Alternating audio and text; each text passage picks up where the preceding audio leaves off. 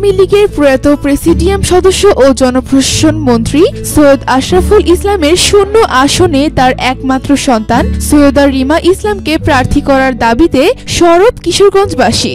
তাছাড়া সামাজিক যোগাযোগ মাধ্যম ফেসবুকে নানা শ্রেণী পেশার মানুষ গত কয়েকদিন ধরে রিমাকে প্রার্থী করার দাবি জানাচ্ছেন। কিশোরগঞ্জের মানুষ রিমা ইসলামকে সৈয়দ আশরাফের যোগ্য উত্তরসূরি বলে মনে করছেন। কিশোরগঞ্জ পৌরসভার শোলাকিয়ার আওয়ামী লীগ নেতা ফাইজুল হক গোলাপ বলেন, সৈয়দ আশরাফুল ইসলামের উচ্চশিক্ষিত কন্যা সব দিক থেকেই যোগ্য, তাকে প্রার্থী করা হলে কারো কোনো প্রশ্ন থাকবে না।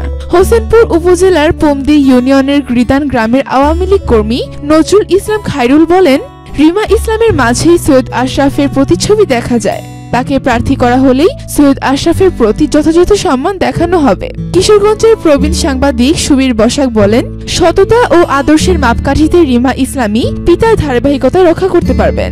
সংবাদকর্মী আনোয়ারুল ইসলাম ভুইয়া বলেন, রিমার প্রতি সাধারণ মানুষের আবেগ অনুভূতি কাজ করছে।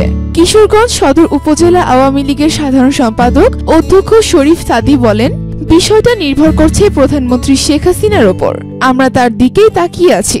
সৈয়দা রিমা ইসলাম লন্ডনের একটি বিখ্যাত বিশ্ববিদ্যালয় থেকে অর্থনীতিতে স্নাতকোত্তর ডিগ্রি প্রাপ্ত। বর্তমানে তিনি লন্ডনে HSBC ব্যাংকের প্রধান কার্যালয়ে উচ্চ পদে কর্মরত।